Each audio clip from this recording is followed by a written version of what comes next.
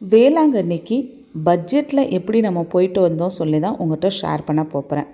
ஆன்லைனில் ஒரு நாள் முன்னாடி புக் பண்ணும்போது ஒரு அமௌண்ட்டு காமிச்சிச்சு. அந்த அமௌண்ட்டு நமக்கு கொஞ்சம் சேவ் தான். அந்த டைமில் பஸ் ஸ்டாண்டில் வந்து ஏறினவங்கக்கிட்ட அதை பார்க்காதவங்கக்கிட்ட அந்த பஸ்ஸு கொஞ்சம் கூட தான் அமௌண்ட்டு வாங்கிச்சு. ரொம்ப சேஃப்டியாக ஆனால் போயிட்டோம். அங்கங்கே திருச்சி எல்லாத்துலேயும் பாத்ரூம் வசதிக்கும் நிப்பாட்டினாங்க. நல்லா போயிட்டு வந்தாச்சு.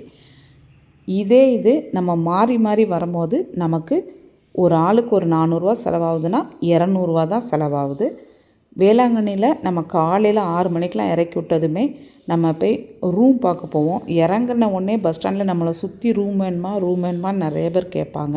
ஆனால் நீங்கள் அதெல்லாம் எதுவுமே ரூம் எடுக்க வேண்டாம். நீங்களே போய் நிறைய ஹோட்டல் இருக்கும், தங்குறதுக்கு ரூம் இருக்கும். நமக்கு எந்த ரூம் பெஸ்ட்டோ அதை போய் பார்த்துட்டோன்னா அதுலேயும் நமக்கு அமௌண்ட்டு மிச்சமாகும். சர்ச்சு ரூமுமே நிறையவே இருக்குது. ப்ரேயர்லாம் முடிச்சுட்டு இன்னும் ஒரு நாள் ஸ்டே பண்ணணுன்னா ஹோட்டலில் இன்னும் அமௌண்ட்டு கூட ஆகும். அதனால் மார்னிங் ப்ரேயர் முடித்ததுமே ஒரு 10 மணிக்கே வேளாங்கண்ணியை விட்டு கிளம்புறோம். அப்போ நம்ம மாறி மாறி வந்தாச்சு. தஞ்சாவூர் வந்து தஞ்சாவூர்லேருந்து மதுரை வந்தாச்சு.